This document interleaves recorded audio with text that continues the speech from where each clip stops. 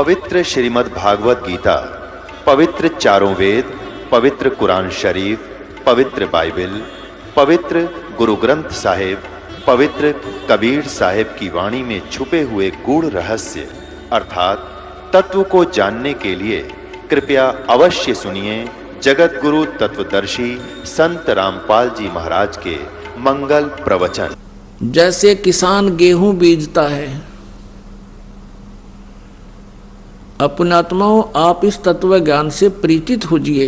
इसलिए आपको रह रह कर बुलाया जाता है ताकि आपको इस ज्ञान से पूर्ण रूप से परिचित कराएं और आप फिर परमात्मा में रुचि रखें और विचलित ना हो। इसलिए आप जी को यहाँ बार बार बुलाया जाता है। अब परमात्मा के दरबार में आने से आपकी जो जैसे किसान गेहूं बीजता है, उस किसान का गेहूं बीजने का उद्देश्य क्या होता है? सबसे पहला उद्देश्य तो उसका ये होता है कि मेरा परिवार भूखा ना रहे, हम भूखे ना मरे, हमारा पेट भरे। उसके बाद अब जैसे इस उद्देश्य से ही गेहूं बीजा जाता है और फिर क्या होता है,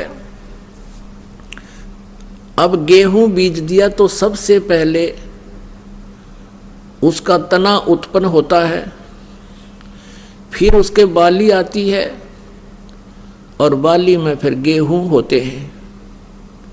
पहले पौधा उगता है, तो जो पौधा होता है वो भूस बनता है और बाली में जो गेहूं होते हैं वो जीवनदाता अन्न होता है।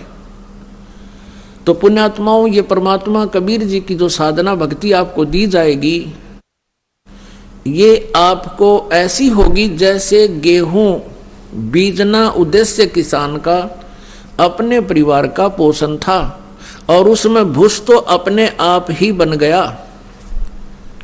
उस भूस की उसको आवश्यकता ना थी तो भी बन गया।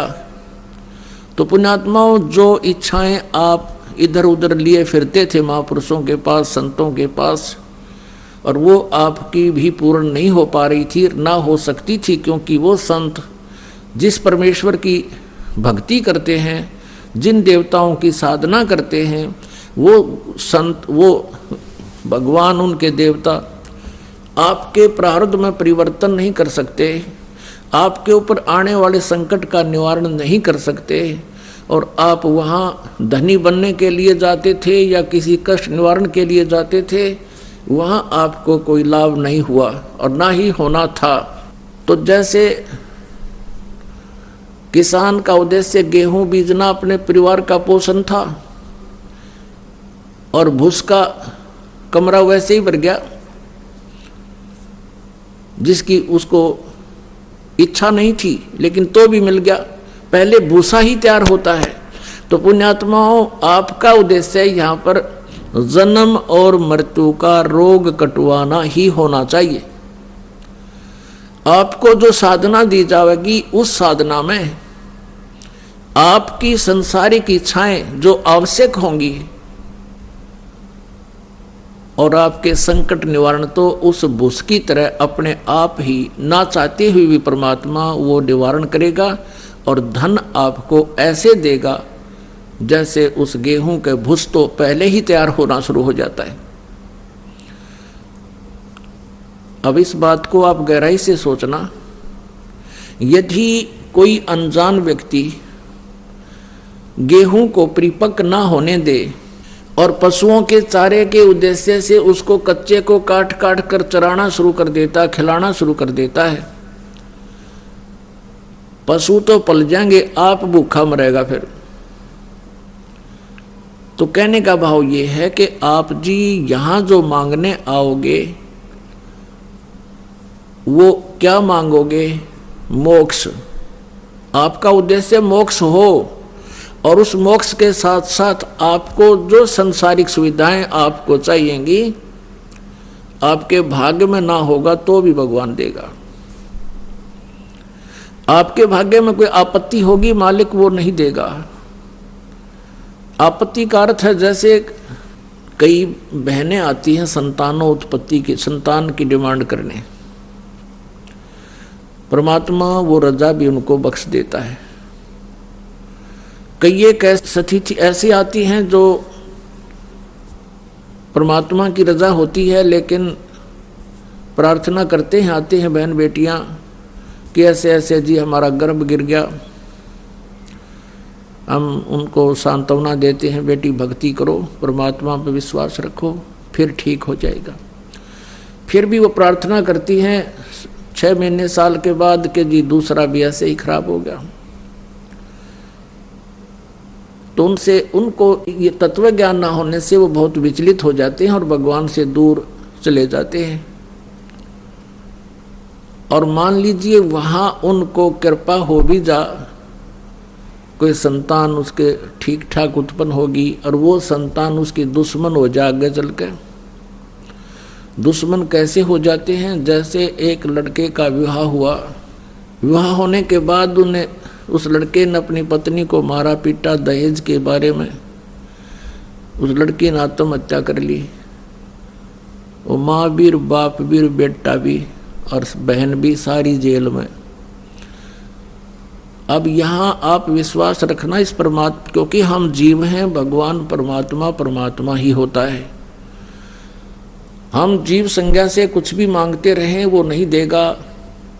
जैसे उन बहनों के वो गर्भपात हो रहा था, वो परमात्मा का ऑपरेशन था। यदि कोई ऐसी नालायक संतान आपके भाग्य में थी, उसको निवारण कर रहे थे, भगवान को दोष नहीं होता।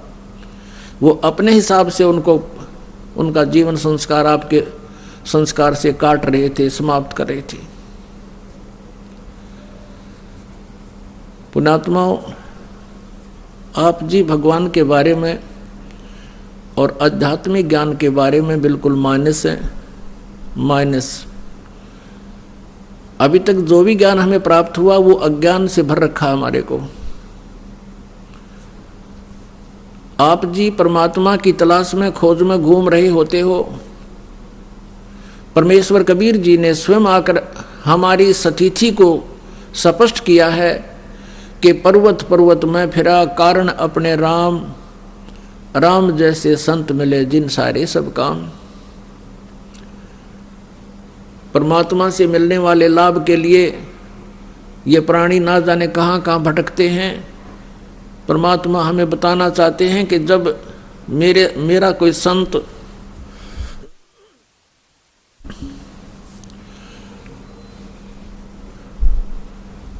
मेरे संत की शरण में जब आ जाते हैं तो उनके सभी कार्य शुरू हो जाते हैं, सिद्ध हो जाते हैं, प्रारंभ हो जाते हैं उनके। धीरे धीरे सारे कार्य, सब कार्य सिद्ध हो जाते हैं।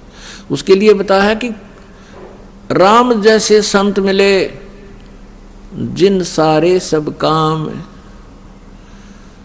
तो पुण्यात्माओं, आपका उद्देश्य जो है वो बदल जाना चाहिए इस ज्ञान के आधार से।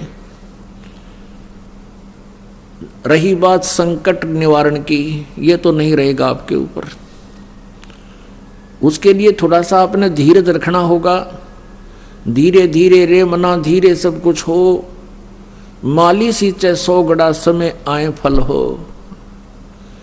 जैसे एक आम का पौधा बीजा जाता है और उसमें गड्ढा बनाकर उसमें सिंचाई शुरू कर दी जाती है, सैकड़ों घड़े पानी के उसमें डालते रहते हैं, 1, 2, 3 वर्ष 4 वर्ष तक, फिर वो पौधा पेड़ बन जाता है।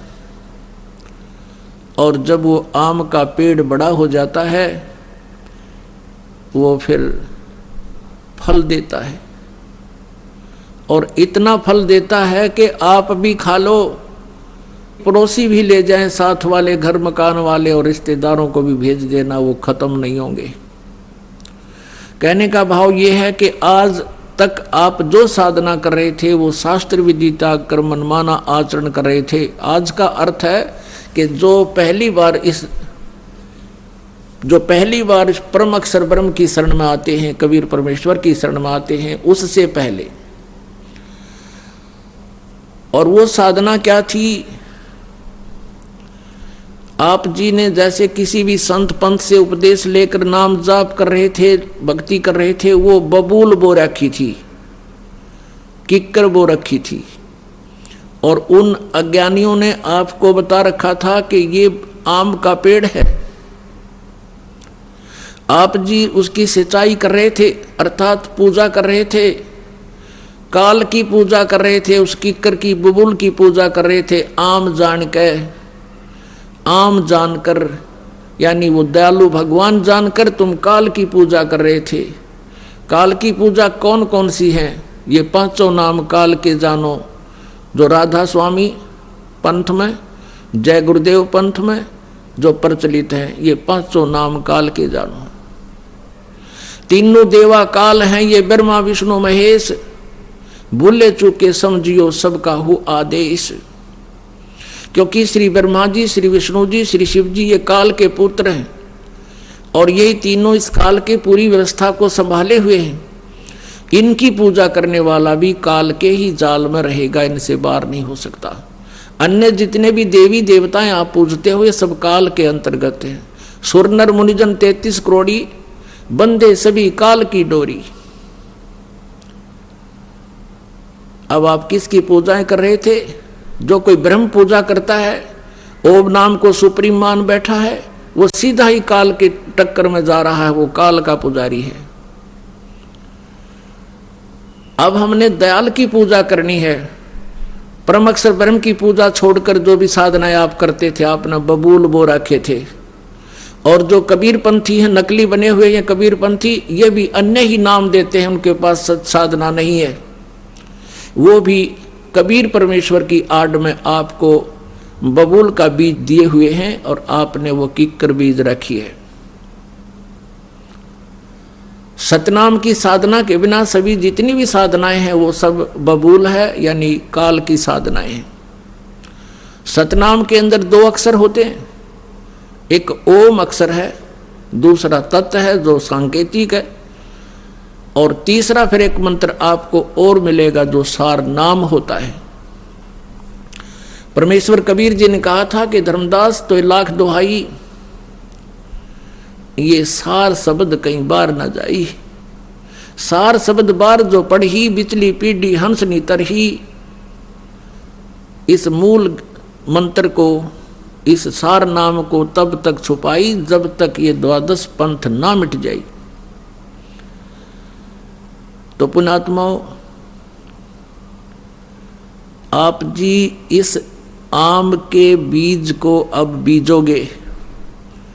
आपको ज्ञान इसलिए कराया जाता है कोई आपको भ्रमित ना कर सके, कहीं आप जी के आम के पौधे को उखड़वा के और फिर से उसमें उसी गड्ढे में बबूल ना भिजवा दे।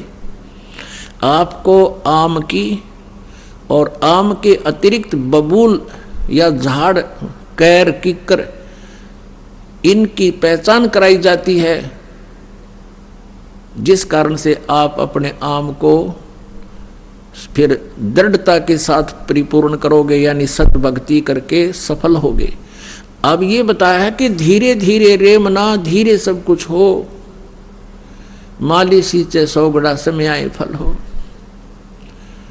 एक पौधे को पेड़ बनाने में कितना समय लगता है, और वो ठीक ठाक बड़ा हो जाता है तो फिर देखना उसके रंग ठाठ कर देगा, छाया भी मिलेगी, फल भी मिलेंगे। तो इसी प्रकार ये आपको सत भक्ति रूपी, सतनाम रूपी आम का बीज दे दिया। अब इसको होने दो, थोड़ा समय देना भगवान को। कुछ समय के बाद देखना आपको कितने सुख होंगे। आपके पड़ोसी भौचुक्के रह जाएंगे कुछ दिनों के, यदि आप सच्चे दिल से लगे रहे। आपके घर में सुख होगा, आपकी सभी आपदाएं दूर हो जाएंगी। और अन्य भगवानों से जो साधनाएं तुम करते हो, दूसरे भगवानों की जो पूजाएं करते हो, उनसे आपके ये 3 ताप भी नाश नहीं हो सकते।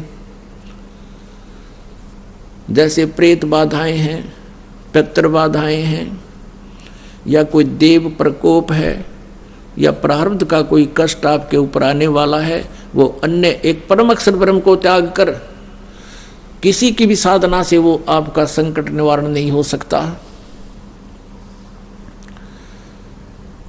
और मोक्ष तो बहुत दूर की बात है, और यहां आपका मोक्ष भी होगा, आप जी के सब संकट भी दूर होंगे, और आपका जीवन सुखी होगा। एक भक्त बता रहा था कि हमने आपका नाम लेने से पहले, यानी कबीर परमात्मा का, इस दास जो, ये दास जो तो एक नौकर है उस परम पिता का, और ये समझ लो वो डॉक्टर है, ये दास कंपाउंडर है। उसका बताया हुआ जो कुछ भी ट्रीटमेंट है वो आपको दिया जाता है, और जो इसको ठीक ढंग से मर्यादा में रहता हुआ करेगा वो सब रोग नष्ट हो जाएगा। तो उसने क्या बताया जी, यहाँ उपदेश लेने से पहले हम बहुत दुखी थे, प्रेत आत्माएं बहुत सताया करती थी, हम 4-5 भाई हैं, सभी को ये बाधाएं थी। हमने आपसे उपदेश ले लिया, कबीर परमात्मा की कृपा से हमारी तो बाधाएं समाप्त होगी, और वो सभी जो भूत प्रेत हमारे घर में थे वो दूसरे भाइयों के चले गए। अब वो वहाँ इकट्ठे हो गए, वो और ज़्यादा उद्मस्तार दिया उन्होंने, पहले तो 1-1, 2-2 था, कई हो गए। उनके मन में ये भावना बन गई कि ये वहाँ बरवाला से नाम ले आए, इन्होंने हमारे ऊपर जादू जंतर करवा दिया, और हमारे साथ वो झगड़ा करने लगे कि तुमने अपने भूत मारा भेज दिए। अपन आत्माओं, जैसे हम किसी के भूत भेजते नहीं कीता, हम अपने भगत का प्रबंध कर देते हैं। कैसे? जैसे कमरे में ऑल आउट लगा दी, ऑल आउट लगाते ही मच्छर सारे भाग जाते हैं, वो फिर दूसरे कमरे में जाएंगे जिसमें ऑल आउट को नहीं। तो परमात्मा कबीर जी का जो सतनाम है, सच्चा नाम आपको दिया जाता है, प्रथम मंत्र भी और दूसरा मंत्र भी, ये ऑल आउट है। और जिस घर में ये ऑल आउट लग जाएगी वो मच्छर फिर दूसरे यहाँ घर जाएंगे। भाई हम जंतर मंतर नहीं करते, और उनको भी चाहिए कि वो ऑल आउट लगा ले, वो भी ले जाएं अपना मंत्र यहाँ से, और उनका भी भाग जाएंगे फिर कितना। तो पुण्यात्माओं, परमेश्वर को ना पहचान कर हम ऐसे भटक रहे थे। प्रसंग चला था कि भी कोई तो संतान ही मांगने आता है, कोई धन मांगने आता है, उसके लिए परमात्मा आपको एक थोड़ा सा गाइडलाइन देते हैं। भाई क्या मांगो कुछ थिर न रहाई, देखत नैन चला जग जाई, 1 लाख पूत 1.25 लाख नाती, उस रावण के दीवान बाती। ओए होए, कितना बढ़िया एग्जाम्पल दिया भगवान कबीर साहब ने। आप एक पुत्र प्राप्त करके के कला तोड़ोगे नो बताओ। मान लीजिए परमात्मा, आप पुत्र प्राप्ति नहीं हुई आपको, और आप जी उस पुत्र प्राप्ति के लिए यहाँ आए हो, और परमेश्वर नहीं चाहता कि आपके संस्कार में कोई ऐसा निकम्मी संतान हो जो आपको आगे जाके बहुत दुखी कर दे, तो नहीं देगा। तो इस प्रकार संतान प्राप्ति ना हुई, बिना ज्ञान के वो प्राणी क्या करेंगे, फिर यहाँ से चले जाएंगे, फिर कहीं और धक्के खाएंगे। संतान तो वो होनी नहीं, क्योंकि यहाँ नहीं है तो कहीं और तो हो ही नहीं सकती। परमात्मा अगर चाहेंगे तो यहाँ सब कुछ दे सकते हैं। यहाँ आपको दिखाते हैं एक 27 साल की उम्र में। अब चक्कर क्या है, बिना ज्ञान के हम एक का डिमांड करते आए। कल एक भक्त का फोन आया, जी हमारा 27 साल में दया करी भगवान ने, और फिर बूढ़ा सा मुँह करके ने कहा जी इकट्ठी 2 लड़की होगी। मैं कहा तुम मैडम मांगने संतान आए थे, ये बूढ़ा मुँह क्यों कर रहा है? अब तुम मांगण तो संतान आओ। तो परमात्मा ने सोची शायद ये इसी तरीके से लगे रहें तो भी अच्छा, 2 लड़की इकट्ठी दे दी। और फिर उसको समझा, भाई परमात्मा की आत्मा है, लड़का हो या लड़की, या भूल भी मिटाओ तुम। तो हाँ, वो यहाँ से चले जाते हैं तो संतान तो उनको होनी नहीं। फिर क्या होता है, ये समाज काल प्रेरित होता है। उस बहन को कोई ना कोई पड़ोसन या कोई रिश्तेदार आकर के कहेगा कि बालक नहीं हुआ, तो बुरा सा मुंह करके कहती है पता नहीं भगवान के घर में क्या कमी आ गई, यानी बहुत दुखी होती है। फिर वो जो उसको इंजेक्शन लाने आई है ना कि संतान तेग चाहिए थी, फिर वो बताओगी वो फलाने उस गांव में जाते दवाई दे हर नु पुत्र हो जाते हैं, फिर वो वहां धक्के खावेगी।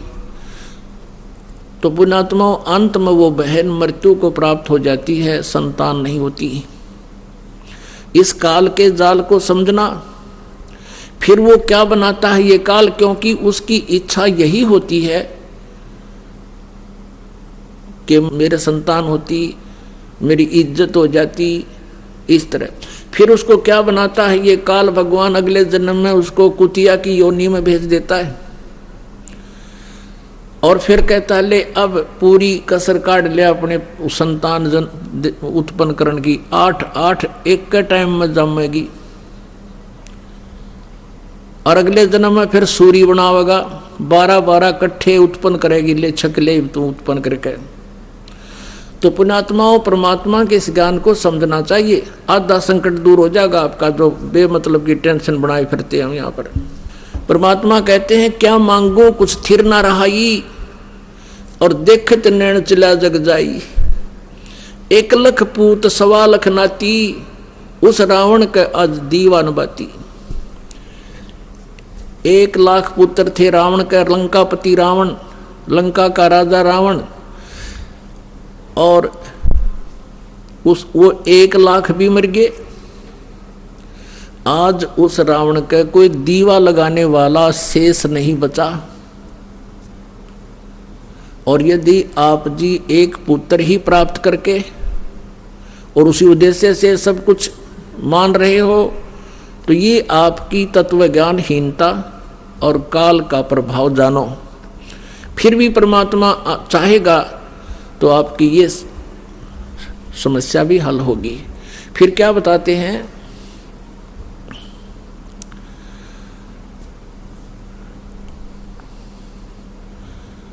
परमात्मा कहते हैं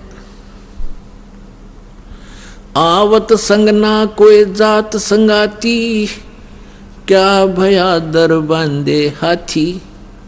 अब राजा को बताते हैं, राजा लोग अपने किले के बाहर हाथियों की लाइन बांध लेते थे, सैकड़ों हाथी बांध कर रखते थे अपनी प्रभुता दिखाने के लिए कि कोई राजा का दूत घूम रहा हो और वो देख जाएगा कि उस राजा के पास तो सैकड़ों हाथी बाहर बंध रहे हैं, तो इतने हाथियों को अपने द्वार पर बांध कर हाथी राजा अपनी समर्थता का प्रतीक मानता था। अब परमात्मा उसको कहते हैं रे बोले प्राणी, आवत संग ना कोई जात संगाती, क्या भया दर बांधे हाथी। दर माने द्वार पे।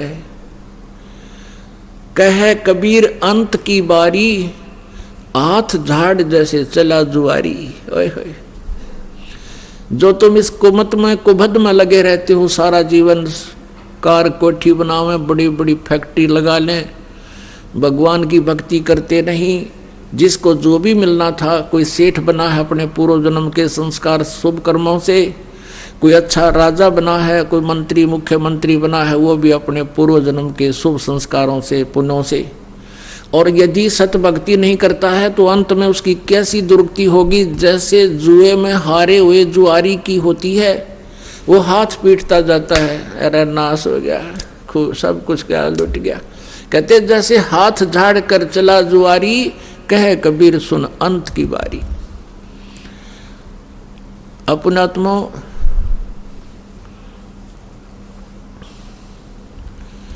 कबीर परमेश्वर जी की डिक्शनरी में इम्पॉसिबल वर्ड नहीं है, ये वो समर्थ परमात्मा है, इसके शब्दकोश में असंभव शब्द नहीं है। अब बात यहां आती है, साहेब के दरबार में कमी काहे की ना, अंसा मौज नहीं पावता है तेरी चूक चाकरी मां। इस सच्चे दरबार में कबीर परमात्मा के शरण में कमी काहे की ना, किसी प्रकार का भी अभाव आपको नहीं रहेगा जो आपके लिए आवश्यक होगा। और आप जी को वो प्राप्त नहीं हो पा रहा है, परमात्मा आप रजा नहीं बख्श रहे हैं, तो आपकी चूक चाकरी में, आपकी कोई सेवा में, आपकी श्रद्धा में कोई चूक है, उसको सेट करो और फिर देखना कैसे। कई भोले व्यक्ति क्या कहते हैं जी, आपने जोत बोला था, मैंने जोत भी चढ़ा दी, आप जी ने पाठ के लिए कहा था, मैंने पाठ भी करा दिया, और मुझे कुछ भी लाभ नहीं हुआ। पुण्यात्माओं, ये तो हो नहीं सकता कि कुछ भी लाभ ना हो, ये तो वो कहेगा तो भी हम नहीं मान सकते। उसके कारण ये हो सकता है कि उसमें कोई मर्यादाहीनता हो, वो दूसरी बात है। फिर भी आप जी ने जैसे परमात्मा की साधना शुरू की है, कई भक्त कहते हैं हमने सतनाम भी प्राप्त हो गया है, हमने 8-9 महीने भक्ति करते भी हो गए हैं, कोई विशेष सा लाभ नहीं महसूस हो रहा। तो पुण्यात्माओं, अभी आपको बता, धीरे धीरे रे मना धीरे सब कुछ हो, माली सींचे 100 गड़ा समय आए फल हो। और दूसरी बात यह है, जैसे किसी के ऊपर आपदाएं आई हैं, कोई दुखी है तो अपने पाप कर्मों से है, पिछले जन्म के पाप कर्मों के आधार से आपका प्रारब्ध बना है, वो प्रारब्ध के दुख, वो पापों का जो संकट आपके ऊपर मंडरा रहा है, आपको परेशान कर रहा है, तो उसके लिए आपको ये साधना बताई गई है, भक्ति प्रारंभ कीजिए, आप करते रहिए। जितनी भक्ति, दान, धर्म, सेवा और ये आप बढ़ाते चले जाओगे, उतना ही आपको राहत मिलती चली जाएगी।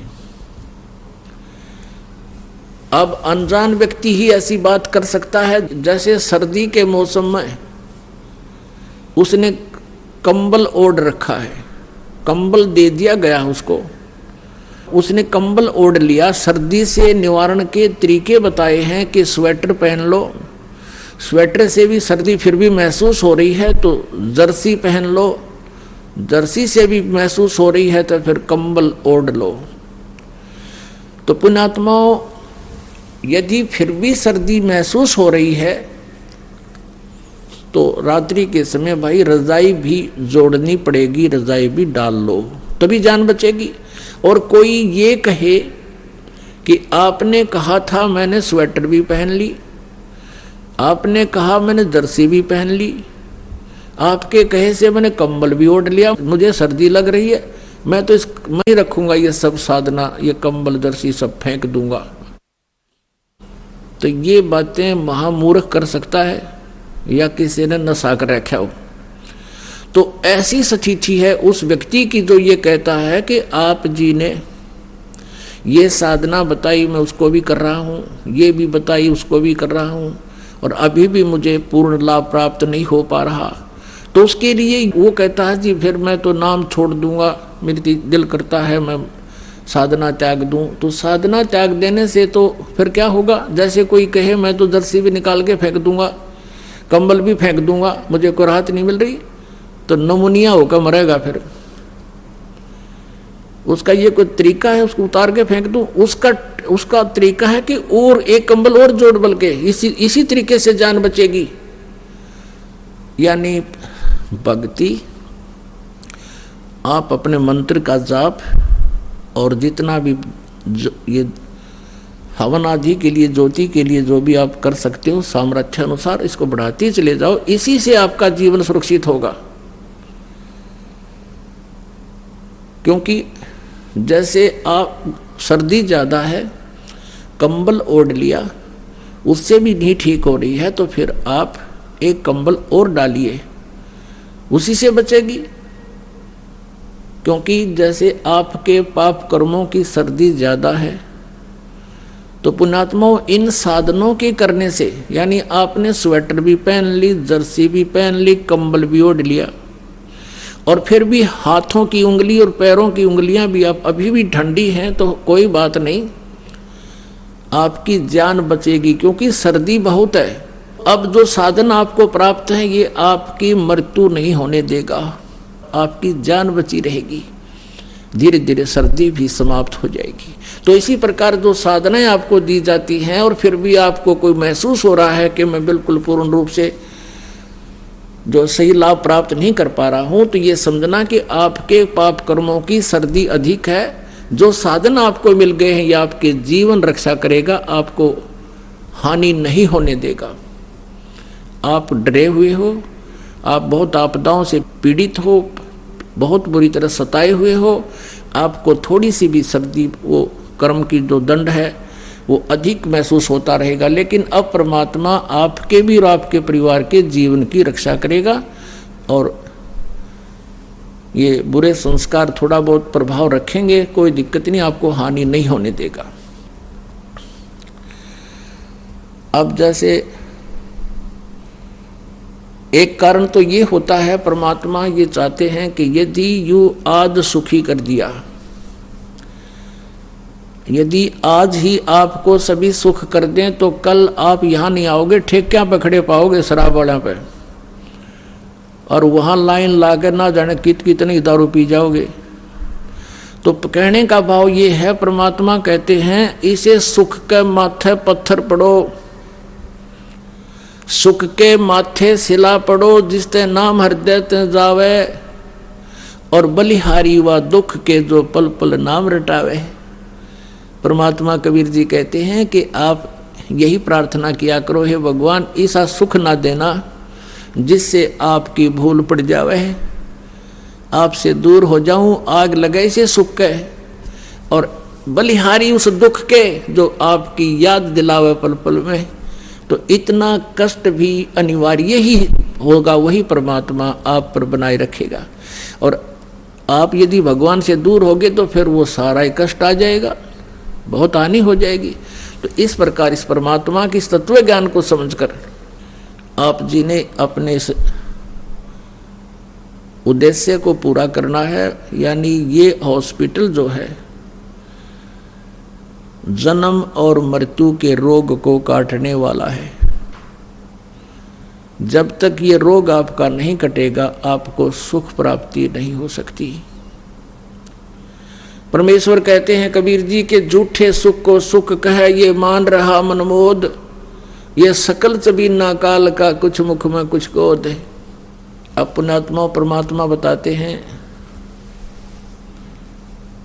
मानुष जन्म पाए कर जो नहीं रटे हरि नाम, जैसे कुआ जल बिना फिर बनवाया क्या काम। कुआ बनवा दिया, बढ़िया उसके कंस्ट्रक्शन करा दी, और उसमें जल है नहीं, तो नाम कूप अवश्य है लेकिन गुण कूप के नहीं। जो व्यक्ति आज से कितना बड़ा सेठ हो, कितना ही वो बड़ा पोस्ट प्राप्त हो, मंत्री, मुख्यमंत्री, प्रधानमंत्री है, यदि वो सत भक्ति नहीं कर रहा तो वो जल रहित कूप है। आप पुण्यात्माओं क्या बताते हैं, राम रटत दारिद्र भला, नाम रटत दारिद्र भलो, टूटी घर की छाने, वो सुंदर महल किस काम के, जहां भक्ति नहीं भगवान। कहते हैं इस भक्ति करने वाला, सत भक्ति करने वाला पूर्ण संत से उपदेश लेकर वो इतना भी निर्धन हो कि उसके मकान की छत भी टूटी हुई हो, और वो सत भक्ति कर रहा है, और एक सुंदर चिप्स के मार्बल ला रखे, कोठी बना रखी है 3-4 मंजिल की, उसमें रहने वाला प्राणी सब भक्ति नहीं कर रहा है, तो परमात्मा कहते हैं राम रटत दारिद्र भला,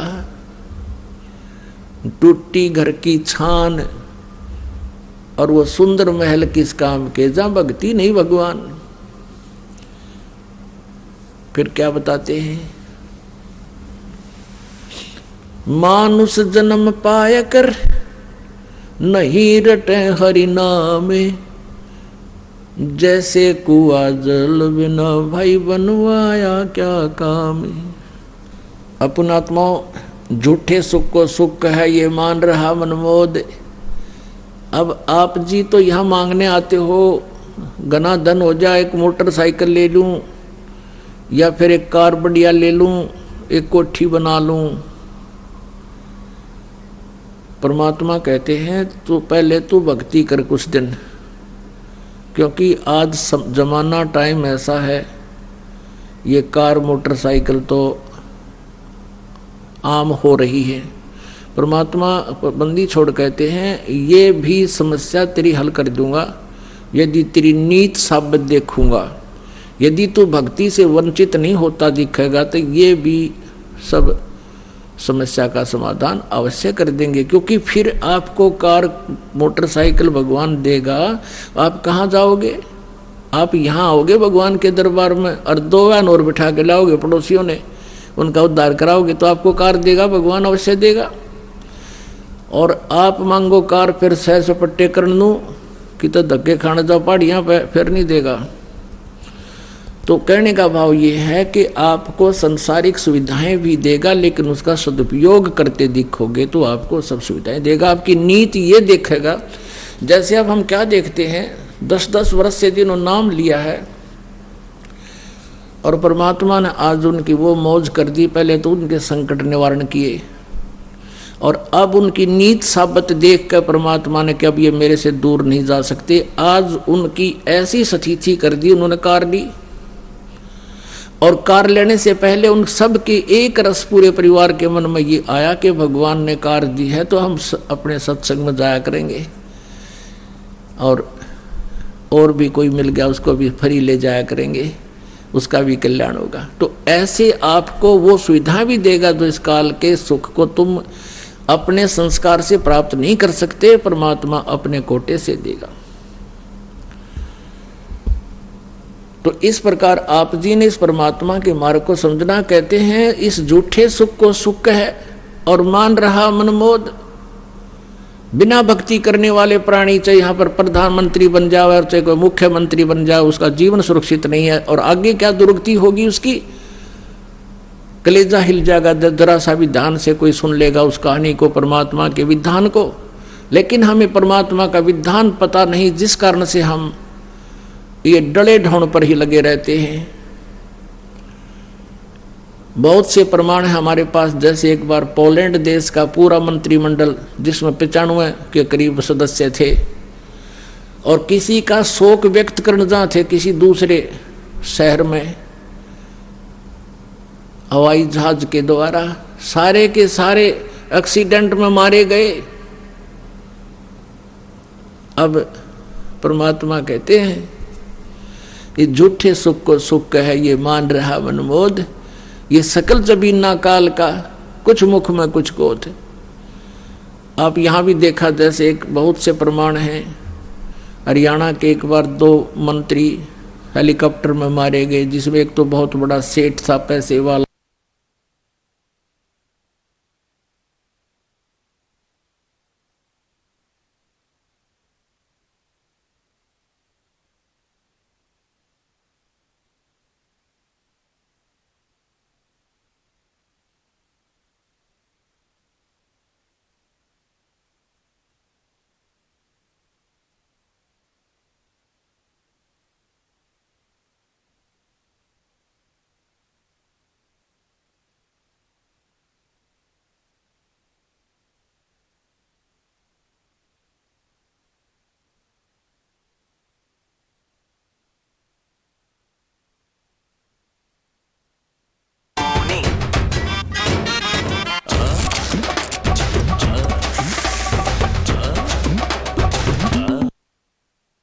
होती हैं, हम छोटे से परिवार के सदस्य होते हैं, एक छोटी सी पोस्ट होती है हमारी, पता नहीं क्या क्या उमंगें होती हैं, ये करूँगा वो करूँगा ऐसा कर दूंगा।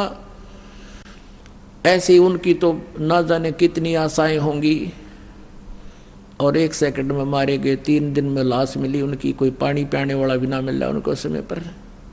भगवान को भूल के ये इंसान हवा में उड़ जाता है और भूल जाता है कि तू कभी यहाँ से जाएगा।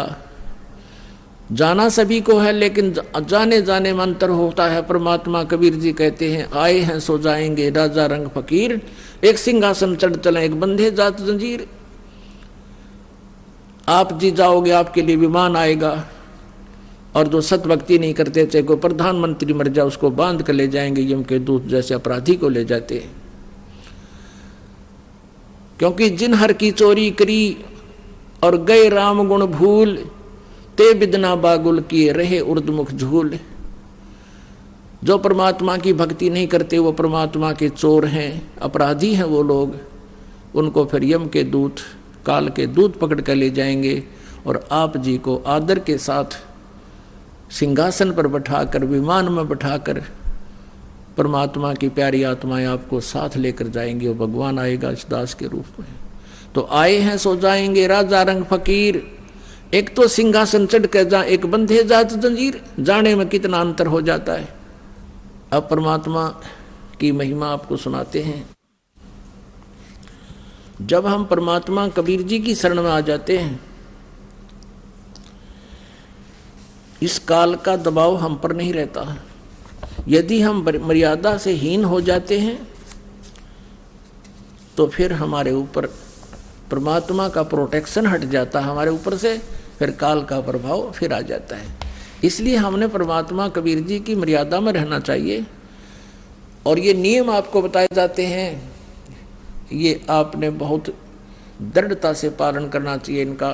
कबीर साहब कहते हैं, 100 वर्ष सतगुरु पूजा, एक दिन आन उपासी, वो अपराधी आत्मा फिर पड़े काल की फांसी।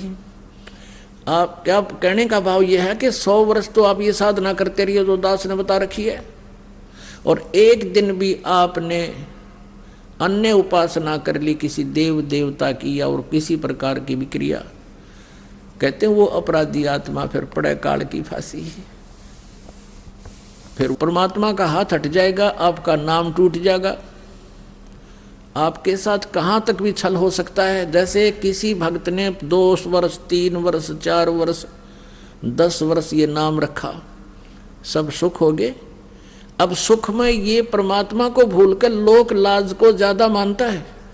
लोक लाज में आकर उसने कोई गलती मर्यादा कर भंग कर दी तो फिर क्या होगा, भगवान का कनेक्शन कट गया। और उसके बाद जो भी साधना आप कर रहे हो वो नहीं आपको मिल रही,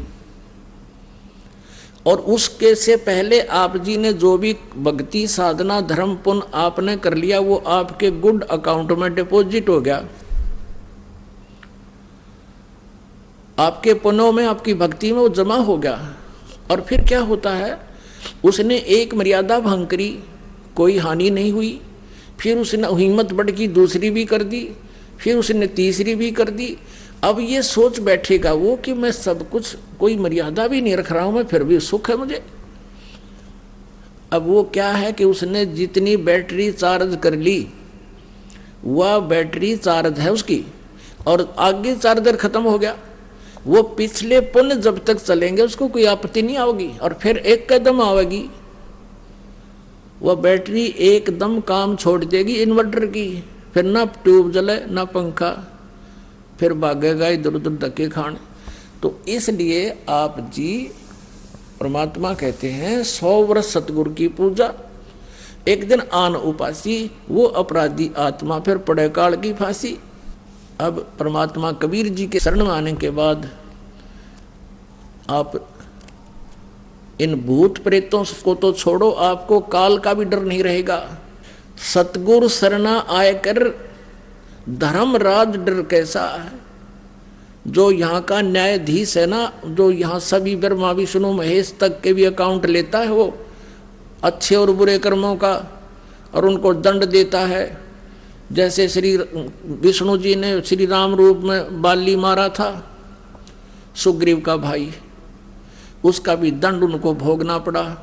श्री कृष्ण रूप में वही बाली वाली आत्मा एक शिकारी बना और श्री राम वाली आत्मा श्री कृष्ण बनी। उनके भी पैर में तीर मारकर उनका टिट फॉर टैट बराबर किया।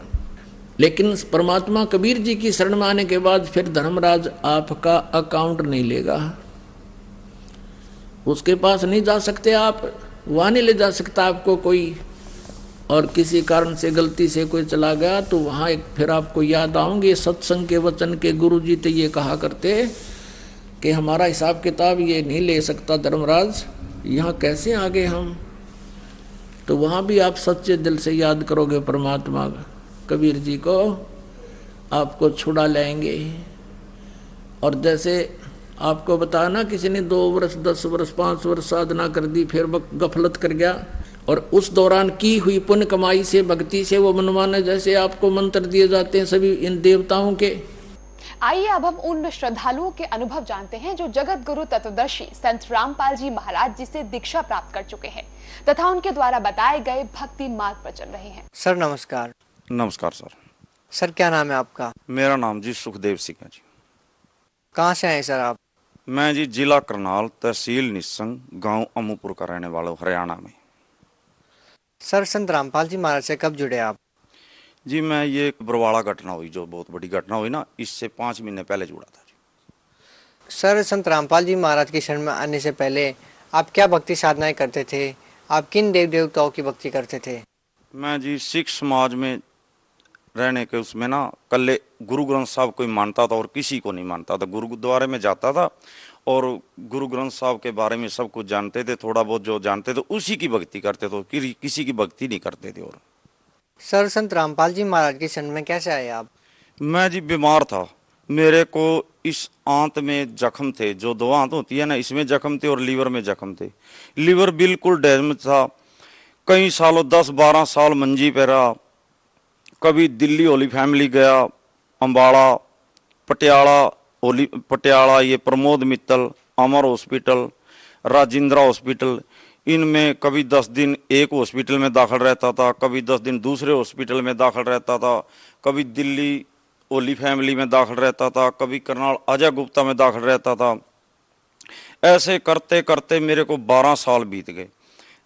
1 महीने में 10 दिन तो हॉस्पिटल में दाखिल रहता था और 10-15 दिन उसके बाद सियाने जो झाड़ फूक लगाते हैं, बड़े बड़े ये मुसलमान जो जैसे मुजफ्फरनगर हैं, रुड़की, मरेल कोटला, पटियाला, करनाल, जो हमारे साथ के जितने भी सियाने झाड़ फूक वाले थे उनके पास भी जाता था।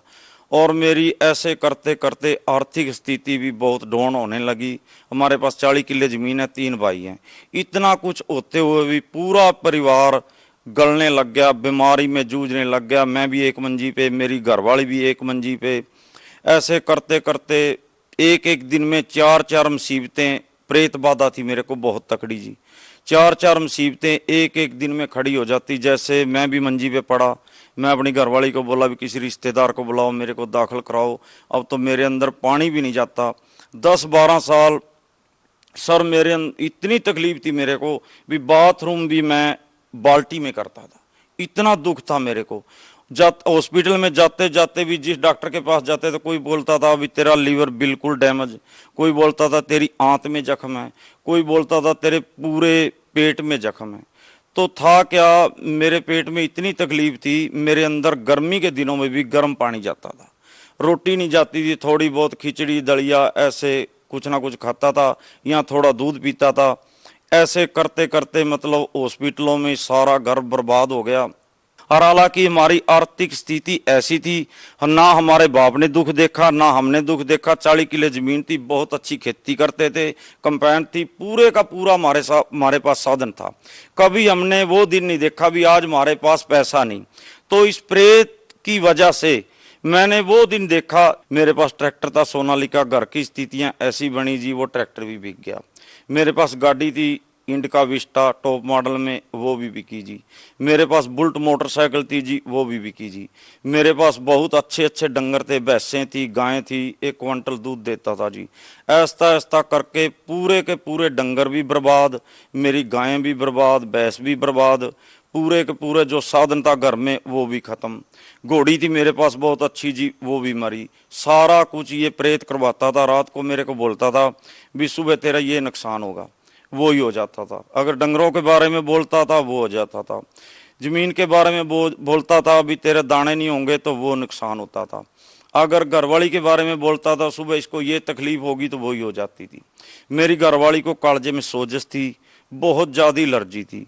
वो एक वजह से और ज़्यादा परेशान थी कि उस पर दवाई नहीं खाई जाती थी उसे।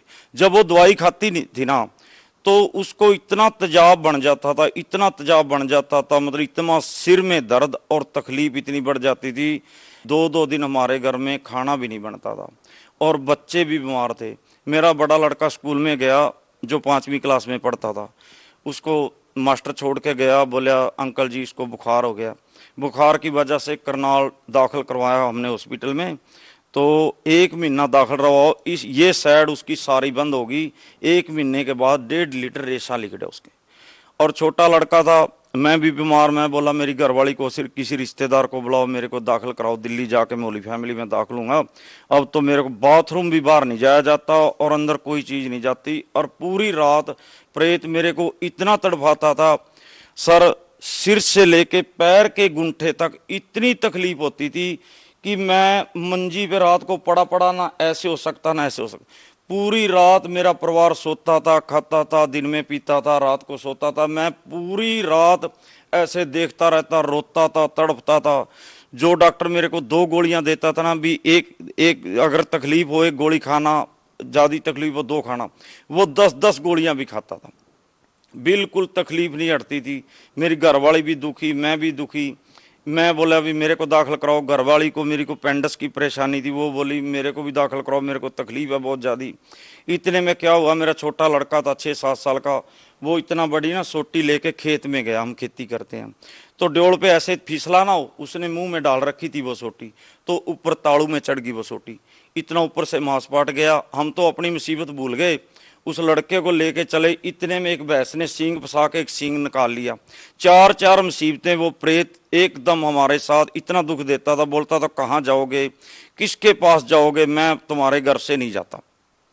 जब हम लड़के को लेके गए तो सारे डॉक्टर, करनाल वाले 3 डॉक्टर बोले भी इसका तो अंदर खून पड़ गया और ऊपर टंके नहीं लगते, टंके नहीं लगेंगे तो वो दिल्ली ले जाओ इसको।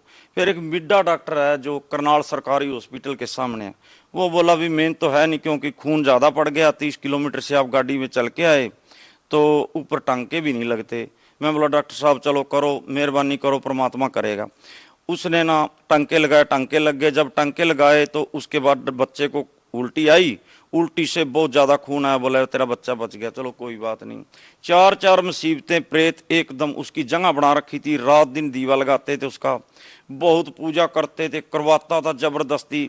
बोले यहाँ दीवा लगाओ, वहाँ दीवा लगाओ, देग लगाओ। सट्टे के नंबर भी मेरे को देता था। जो सट्टे के नंबर देता था वही सट्टा सुबह जो मैं नंबर लगाता था ना, करनाल जैसे जींद, कैथल, पेवा भी लगाता था, वो ही नंबर आता था। इतनी पावर थी उस प्रेत में।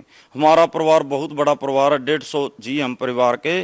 तो हर परिवार में 1-1, 2-2 मेंबर मुसीबत में, बीमारी में जूझ रहे हैं। मेरे जोटे ने ना, जो मेरा बाड़ा था जहाँ भैंस रहती थी, वो गेट गिरा दिया। तो मैं गांव में गया, मेरी घरवाली बोली रात को डंगर लिकट जाएंगे, बहुत नुकसान करेंगे, तो आप इसको तो बनवाओ।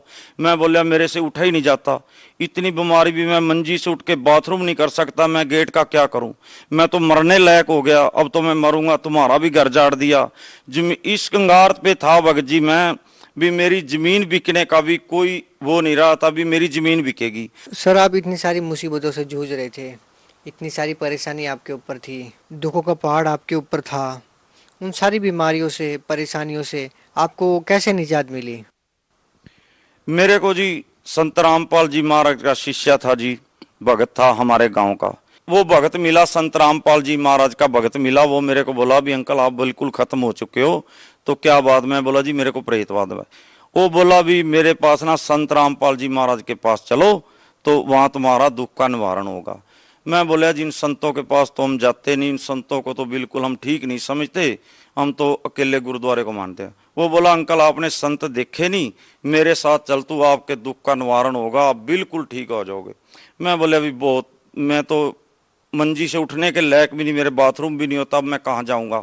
मेरी घरवाली मेरे बच्चे बोले तू इतनी जगह गया, वार वार 12 साल हो गए तेरे को जाते, एक बार वहां भी चला जा। चलो भगत रामपाल जी महाराज के जो भगत हैं इतने अच्छे हैं, उसको मैंने नौकर भेजा, वो बुला के लाया, गाड़ी में गए, तो मैंने वहां जाके संत रामपाल जी महाराज से नाम दीक्षा ली। सर, संत रामपाल जी महाराज से नाम दीक्षा लेने से पहले आपके ऊपर दुखों का पहाड़ टूटा हुआ था। सर, नाम दीक्षा लेने के बाद आपकी परेशानियां ठीक हुई या नहीं? हाँ जी, जब मैं संत रामपाल जी महाराज से नाम दीक्षा ली ना, तो उसी दिन से नाम दीक्षा लेने से ही मेरे को ना बहुत 25 पैसे आराम मिला, मेरे को नींद आई, मेरे शरीर में कुछ आराम मिला।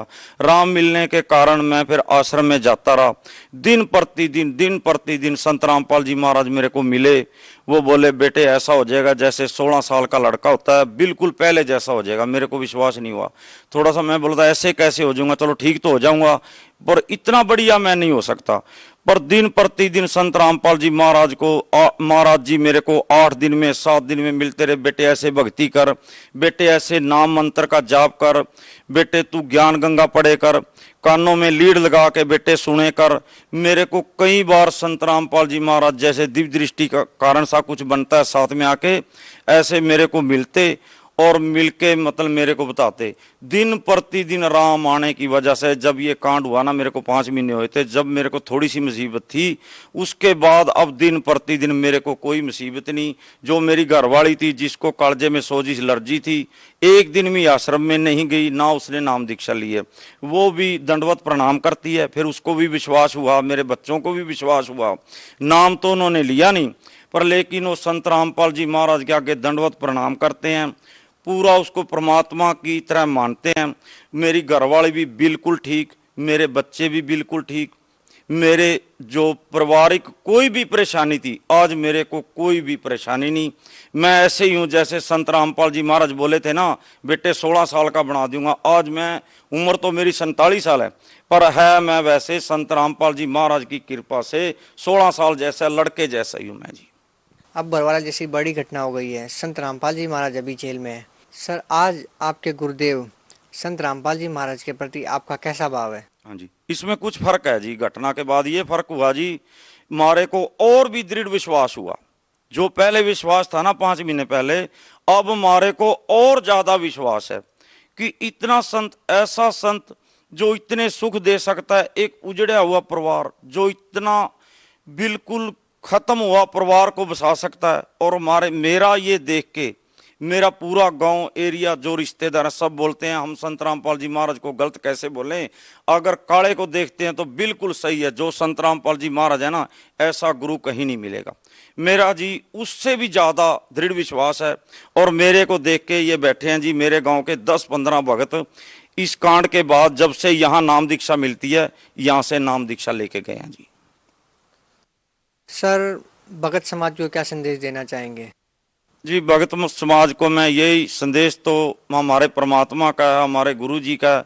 मेरा तो एक प्रार्थना है जी, कहनी मेरे भाई हैं, मेरी माता, मेरे भाई, मेरे बहन जैसे हैं, जो भी दुखी है, और तो नहीं जुड़ना चाहते, जो दुखी है ना, एक बार संत रामपाल जी महाराज की शरण में आए और अपने दुख का निवारण करें। ज्ञान तो उनको अपने आप ही हो जाएगा और उनका सबका भला होगा। किसी को कैंसर हो, किसी की रीढ़ की हड्डी में फ्रैक्चर हो, किसी का दिमाग खराब हो, मेरे दिमागी हालत भी बहुत खराब थी, तो सबका निवारण संत रामपाल जी महाराज ही कर सकते हैं, और इस दुनिया में कोई नहीं कर सकता।